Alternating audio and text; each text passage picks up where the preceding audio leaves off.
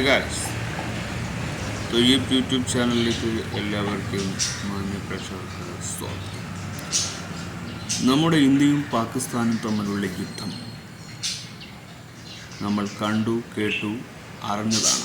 അതിൻ്റെ വിജയ ആഘോഷങ്ങളിലൂടെയാണ് നമ്മുടെ നാട് മുന്നോട്ട് പോകുന്നത്. യുദ്ധം നമ്മുടെ രാജ്യത്തിന് ആവശ്യമാണോ എന്ന് പറഞ്ഞാൽ നമ്മുടെ വിജയത്തിന് യുദ്ധം അവകാശപ്പെടുന്നു എന്നതാണ്. തർക്കപ്രദേശത്തിന് ദീർഘകാല പരിഹാരങ്ങൾക്കായി ഒരു കാശ്മീർ നിവാസികൾ യാചിക്കുന്നു. ഇരു രാജ്യങ്ങളും ആഘോഷങ്ങൾക്ക് വേണ്ടി നടക്കും. അപ്പോൾ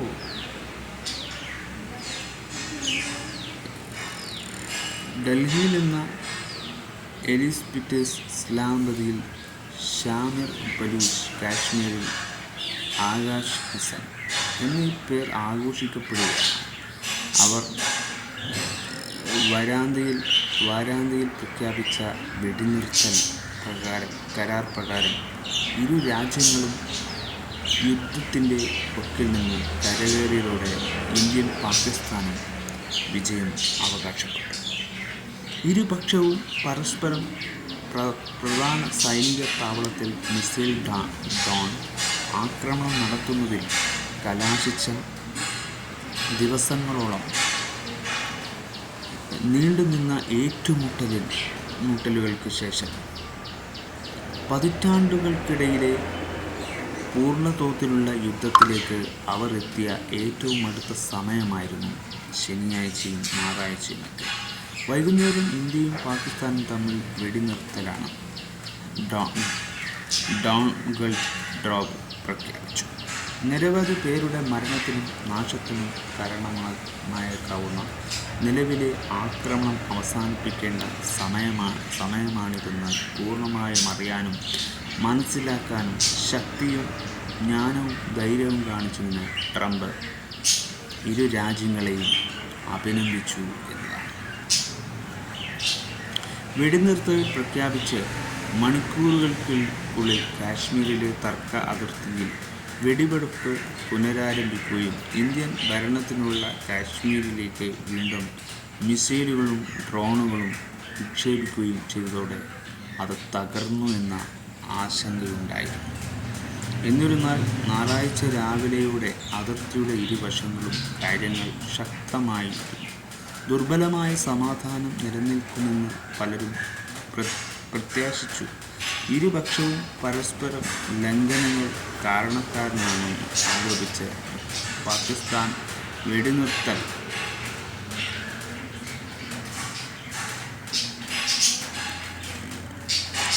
വിശ്വസ്തയോടെ നടപ്പിലാക്കാൻ പ്രതിജ്ഞാബദ്ധമാണെന്ന് പറഞ്ഞു. അതിർത്തി കടന്നുള്ള പ്രകോപനങ്ങളും ഇനിയും കണ്ടാൽ ഇവയ്ക്ക് ശക്തമായി തിരിച്ചടിക്കാൻ ഞങ്ങൾ ഉറച്ചതും വ്യക്തവുമായ ഉദ്ദേശമുണ്ടെന്നത് പാകിസ്ഥാനുമായുള്ള ഹോട്ട്ലൈൻ വഴി ഒരു സന്ദേശം നൽകിയതായി ഇന്ത്യൻ സൈന്യം ഒരു പത്രസമ്മേളനത്തിൽ പറഞ്ഞു. ഇന്ത്യയും പാകിസ്ഥാനും വെടിനിർത്തൽ വിജയമാണ് എന്നത് അവകാശപ്പെട്ടു. ഇത് അതിർത്തിയുടെ ഇരുവശങ്ങളുടെയും ദേശീയ വികാരത്തിൻ്റെ ഉയർച്ചയ്ക്ക് കാരണമായി. ഇന്ത്യൻ സൈന്യത്തിൻ്റെ അലർച്ച പാകിസ്ഥാൻ സൈന്യത്തിൻ്റെ ആസ്ഥാനമായ റാവൽപിണ്ടിയിൽ എത്തി എന്ന് ഞായറാഴ്ച ഇന്ത്യയുടെ പ്രതിരോധ മന്ത്രി രാജ്നാഥ് സിംഗ് പറഞ്ഞു. ഓപ്പറേഷൻ സിന്ദൂർ എന്ന പേരിട്ടിരിക്കുന്ന സൈനിക ആക്രമണം വെറും ഒരു സൈനിക നടപടിയല്ല, മറിച്ച് അത് ഇന്ത്യയുടെ രാഷ്ട്രീയ, സാമൂഹിക, തന്ത്രപരമായ ഇച്ഛാശക്തിയുടെ പ്രതീകമാണ് എന്നത് നമുക്ക് എന്നും പറയാൻ പറ്റും. പാകിസ്ഥാനിലെ അതിർത്തിക്കടുത്ത് സൈന്യത്തിന് നേരെ പുഷ്പവൃഷ്ടി പരേഡുകൾ നടന്നു. പ്രധാനമന്ത്രി ഷെഹ്ബാസ് ഷെരീഫ് മെയ് 11 ഇന്ത്യൻ ആക്രമണത്തോടുള്ള സായുധ സേനയുടെ പ്രതികരണത്തെ അംഗീകരിച്ചുകൊണ്ട് ഒരു ദീനമായി പ്രഖ്യാപിച്ചു. പാകിസ്ഥാനിലെ ഡോൺ ദിനപത്രത്തിൽ എഴുതാൻ വിമർശകനായ ബക്കീർ സജ്ജാദ് വെടിനിർത്തലിനെ പാകിസ്ഥാൻ കണക്ക് കൂട്ടിയ വിജയം എന്ന് വിശേഷിപ്പിച്ച് സൈനിക മുൻതൂക്കവും നയതന്ത്ര വിവരണവും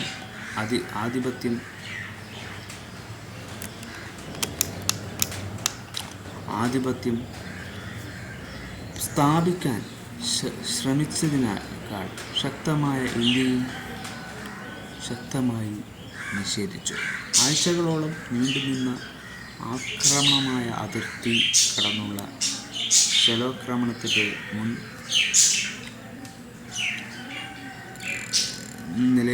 നിലയിലായിരുന്നു പാകിസ്ഥാൻ നിയന്ത്രിത കാശ്മീരിൽ. പ്രത്യേകിച്ച് രാജ്യസഭ ഈ ദിന ആചരണത്തിനായി പാർട്ടികൾ റാലികളും നടന്നു. പാക് നിയന്ത്രിത കാശ്മീരിൻ്റെ മുൻ നേതാവായിരുന്ന രാജാ ഫറൂഖ് ഹൈദർ ഖാൻ തർക്കമുള്ള കാശ്മീർ അതിർത്തിക്ക് സമീപം ഒരു ആഘോഷ റാലിക്ക് നേതൃത്വം നൽകി. നമ്മെ പ്രതിരോധിച്ച് നമ്മുടെ സായുധ സേനയുടെ ധീരതയെ ഇന്ന് നമ്മൾ ആഘോഷിക്കുകയാണ് എന്ന് അദ്ദേഹം പറയുന്നു. സംഘർഷം പരിഹരിക്കാൻ സഹായിച്ചതിന് അദ്ദേഹം ട്രംപിന് നന്ദി പറഞ്ഞു. ഇത്തവണ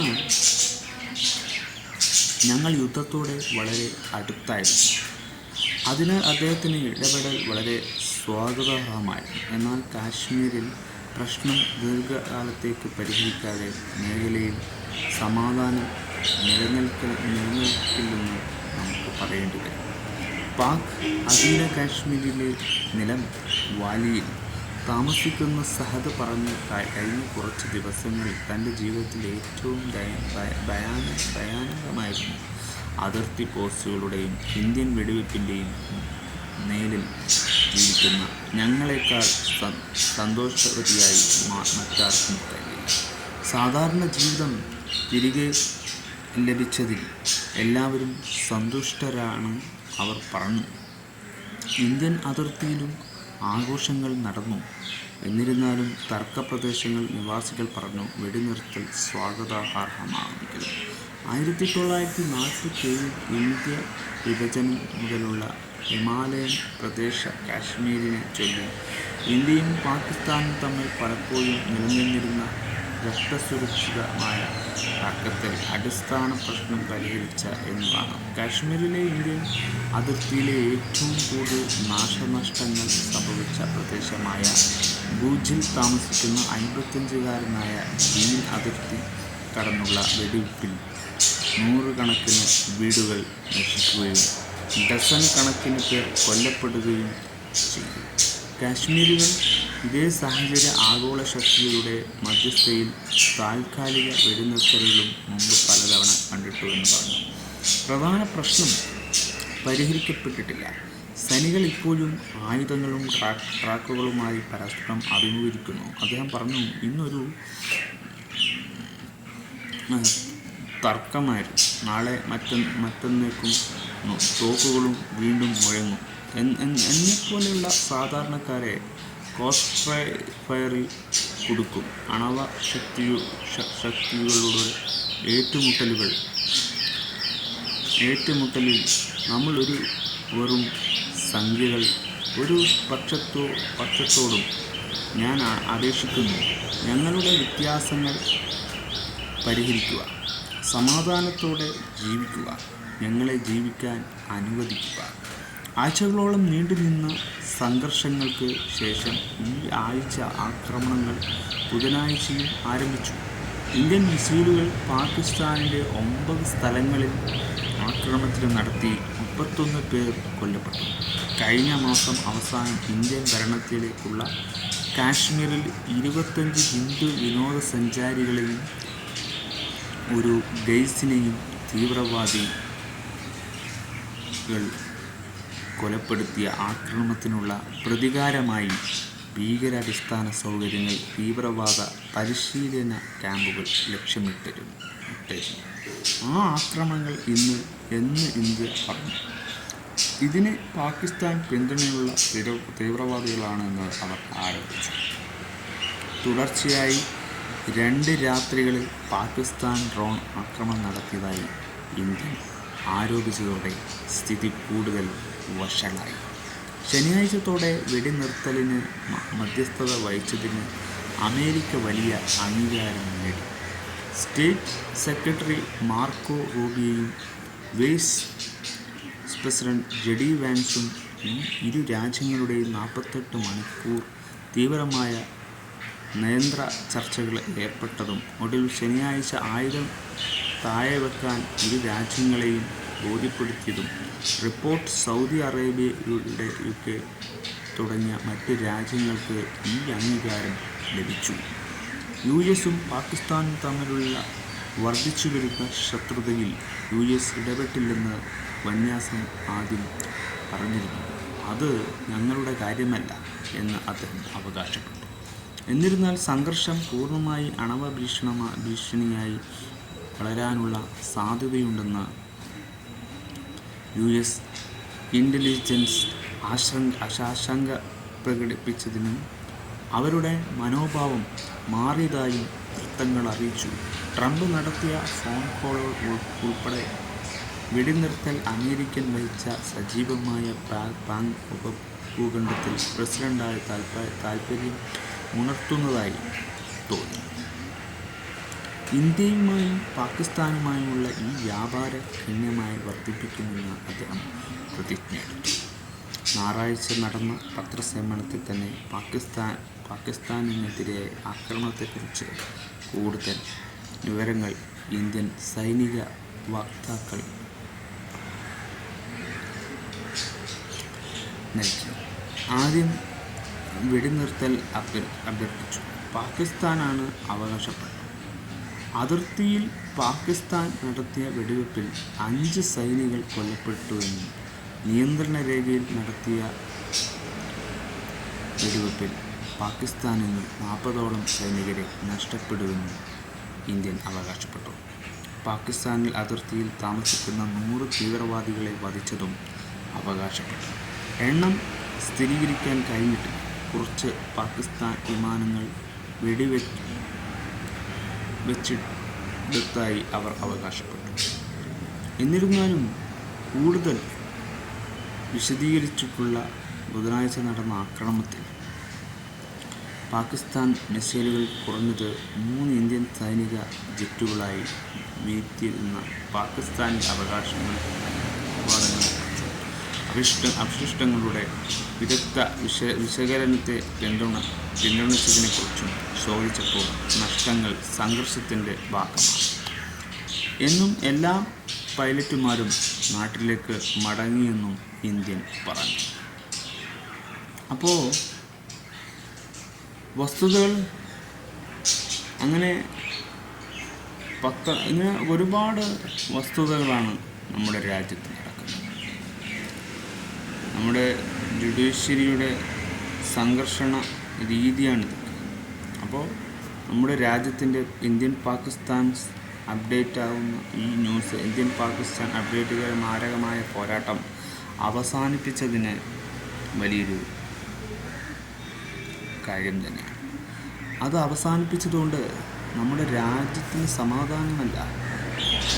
ഒരു 30ലധികം രാജ്യങ്ങളുടെ മധ്യസ്ഥയിൽ നിലവിൽ നിന്ന വെടിനിർത്തലിനെ ഐക്യരാഷ്ട്രസഭയെ ബംഗ്ലാദേശ്, ഖത്തർ, തുർക്കി, യുണൈറ്റഡ് കിങ്ഡം എന്നിവയൊപ്പം ലോകമെമ്പാടുമുള്ള രാജ്യങ്ങളും സ്വാഗതം ചെയ്തതിലേക്ക് വെടിനിർത്തുകയാണ്. കഴിഞ്ഞ മാസം ബഹൽഗാമിൽ നടന്ന മാരകമായ ആക്രമണത്തിന് പ്രതികാരമായി പാകിസ്ഥാനിലെ തീവ്രവാദ അടിസ്ഥാന സൗകര്യങ്ങൾ എന്ന് വിളിക്കുന്ന സ്ഥലത്ത് ന്യൂഡൽഹി ആക്രമണം നടത്തിയതിനെക്കുറിച്ചും തുടർന്ന് 5 ദിവസമായി ഇന്ത്യയിലും പാകിസ്ഥാനും അതിർത്തി കടന്നുള്ള പോരാട്ടത്തിൽ 60ലധികം പേരെ കൊല്ലപ്പെട്ടു. ഏപ്രിൽ 22-നാണ് ഈ സംഘർഷങ്ങൾ. 26 പേരുടെ മരണത്തിന് നാടകീയ ആക്രമണത്തിന് പിന്നിൽ പാകിസ്ഥാൻ ആസ്ഥാനമായുള്ള സായുധ സംഘങ്ങളെയാണെന്ന് ഇന്ത്യ കുറ്റപ്പെടുത്തി. എന്നാൽ ഇസ്ലാമാബാദ് ഇതിൽ പങ്കില്ലെന്ന് നിഷേധിച്ചു. അപ്പോൾ പാകിസ്ഥാനിലെ മിസൈൽ ആയുധ ശേഖരത്തെ ഇന്ത്യ കുറച്ച് കാണിച്ചു. അങ്ങനെ കുറേ ചോദ്യങ്ങൾ ഇതിലുണ്ട്. ഇന്ന് സംഭവിച്ചത് ഇതാ. അപ്പോൾ ഇന്ത്യൻ സൈന്യം 9 സംയുക്ത സംഘ പരിശീലന കേന്ദ്രങ്ങൾ ആക്രമിച്ചതായും 100ലധികം പോരാളികളെ വധിച്ചതായും ഇന്ത്യയുടെ ലഫ്റ്റനന്റ് ജനറൽ രാജീവ് വിശദീകരണങ്ങൾക്കായി പറയുന്നു. ഈ അവകാശവാദങ്ങളൊന്നും സ്വതന്ത്രമായി സ്ഥിരീകരിക്കാൻ കഴിയാത്തതാണ്. പാകിസ്ഥാനിലെ ഏറ്റവും ജനസംഖ്യയുള്ള പഞ്ചാബ് പ്രവിശ്യയിൽ അധികാരികൾ തിങ്കളാഴ്ച പ്രവിശ്യയുടെ നീളമുള്ള സർവകലാശാലകൾ വീണ്ടും തുറക്കുമെന്ന് അറിയിച്ചു. കഴിഞ്ഞ മാസം ബഹൽഗാമിൽ ആക്രമണത്തെ തുടർന്നുണ്ടായ അതിർത്തി കടന്നുള്ള പോരാട്ടത്തെ തുടർന്നുണ്ടായ വെടിനിർത്തലിന് ശേഷം പ്രധാന ടൂറിസം മേഖല വീണ്ടും ഉയരുമെന്ന് ഇന്ത്യൻ ഭരണത്തിനുള്ള കാശ്മീരിലെ ശ്രീനഗറിലെ ചില ബിസിനസ് ഉടമകൾ പ്രത്യാശ പ്രകടിപ്പിച്ചു. ശനിയാഴ്ച നടന്ന ആക്രമണങ്ങളിൽ ഇന്ത്യയിൽ ഏകദേശം 26 സൈനിക ലക്ഷ്യങ്ങളും സൗകര്യങ്ങളും നശിപ്പിക്കപ്പെടുമെന്ന് പാകിസ്ഥാൻ സൈനിക വക്താവ് അഹമ്മദ് ഷരീഫ് ചൗധരി പറഞ്ഞു. അവകാശവാദം സ്വതന്ത്രമായി സ്ഥിരീകരിക്കാൻ കഴിഞ്ഞിട്ടില്ല. ഇന്ത്യയെ ഇതുവരെ പ്രതികരിച്ചിട്ടില്ല. പാകിസ്ഥാനുമായി വെടിനിർത്തൽ കരാറിന് ശേഷം പാർലമെൻറ്റിലെ പ്രത്യേക സമ്മേളനം വിളിക്കണമെന്ന് കോൺഗ്രസ് പാർട്ടി അധ്യക്ഷൻ മല്ലികാർജുൻ ഖർഗെ ഇന്ത്യൻ പ്രധാനമന്ത്രി നരേന്ദ്രമോദിയോട് ആവശ്യപ്പെട്ടു. അപ്പോൾ ഈയൊരു മിസൈല് ഒറ്റത്തവണയോ ചെറുതോ ആയ ഇടപെടലിൽ നിന്ന് സൈനിക ഹാർഡ്വെയറിൻ്റെ സങ്കീർണതയെക്കുറിച്ച് വലിയ നിഗമനത്തിൽ എത്തിച്ചേരുന്നതിൽ നാം വളരെ ജാഗ്രത പാലിക്കണം. ജോഷി പറഞ്ഞു. ഈ നിഗമനങ്ങളിൽ എത്തിച്ചേരാൻ പൊടിപ്പടലങ്ങളും അടങ്ങിയിരിക്കുമ്പോൾ കുറച്ച് കൂടി തെളിവുകൾ കാണേണ്ടതുണ്ട് എന്ന് ഞാൻ കരുതുന്നു. ബുദ്ധിമുട്ടുള്ള വെടിനിർത്തലാണ്. തോക്കുകളും നിശബ്ദ. ഇന്ത്യൻ പാകിസ്ഥാൻ വെടിനിർത്തൽ നിലനിൽക്കും. അണവശക്തിയുള്ള അയൽക്കാർ തമ്മിലുള്ള ദുർബലമായ കരാർ നിലനിൽക്കുമോ എന്നതിനെക്കുറിച്ചുള്ള ചോദ്യങ്ങൾ അവശേഷിക്കുന്നു. ശ്രീനഗർ നിവാസിയെ അബ്ബാസ് കുടുംബപ്പേര് മാത്രം ഉപയോഗിച്ച് തിരിച്ചറിയാൻ അഭ്യർത്ഥിച്ചു. നിലവിലെ സംഘർഷ വ്യത്യസ്തമാണ്, അൽ ജസീറയോട് പറഞ്ഞു.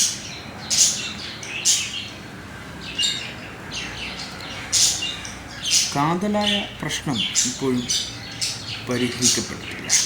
കശ്മീരിൽ കഴിഞ്ഞ ആഴ്ച ആക്രമണം നടത്തിയതിനു ശേഷം ഇന്ത്യയുടെ ഏറ്റുമുട്ടൽ കൈകാര്യം ചെയ്തതിന് പാകിസ്ഥാൻ പൗരന്മാർ ഞങ്ങളുടെ സൈന്യത്തെ പ്രശംസിക്കുന്നു എന്നൊക്കെ പറഞ്ഞു.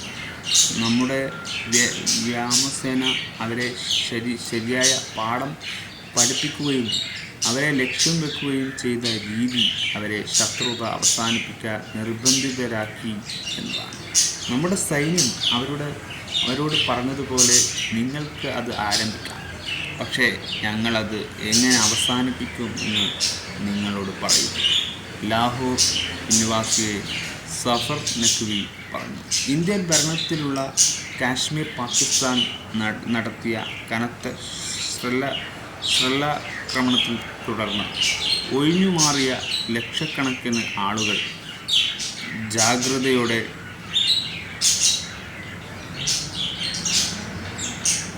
5 ദിവസത്തെ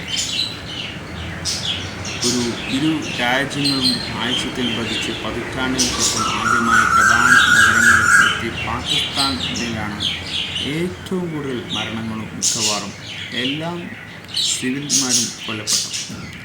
അപ്പോൾ വെടിനിർത്തൽ ശാശ്വത സമാധാനത്തിനൊരു ഉറപ്പുമില്ല എന്നതാണ്.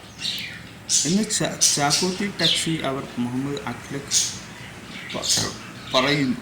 ഇത് രാജ്യങ്ങൾ തമ്മിലുള്ള ശത്രുതയ്ക്ക് ഇന്ധനമാകുന്ന പ്രധാന പ്രശ്നം ഇപ്പോഴും പരിഹരിക്കപ്പെടാതെ കിടക്കുന്നതിനാൽ എനിക്ക് അതിനെക്കുറിച്ചുള്ള ഗുരുതരമായ സംശയങ്ങളുണ്ട്. ആ പ്രശ്നം കാശ്മീരിൽ ആണ് അദ്ദേഹം പറഞ്ഞത്. പാകിസ്ഥാൻ ഭരണകൂടത്തിൽ ഏജന്റുമാരെ കാശ്മീരിലെ ഈ വിവിധ ഗ്രൂപ്പുകളിൽ ബന്ധിപ്പിക്കുന്ന പുകയുന്ന തോക്ക് ഇല്ലായിരുന്നു എന്ന വസ്തുത നിഷേധിക്കാൻ കഴിയുന്നതായിരുന്നു മുൻകാലങ്ങളിൽ കണ്ടത്. അദ്ദേഹം ലണ്ടനിൽ നിന്ന് അൽ ജസീറയോട് പറയും. പ്രധാനമന്ത്രി നരേന്ദ്രമോദി സർക്കാർ പറയുന്നത് ഞങ്ങളിനി ആ കളി കളിക്കില്ല. പാകിസ്ഥാൻ സർക്കാരിൻ്റെ ഭാഗത്തു നിന്നും ഇരട്ടത്താപ്പ് അനുവദിച്ചേ ആകാവുന്ന ഈ ഓപ്പറേഷൻ ഞങ്ങളിനി സ്വീകരിക്കാൻ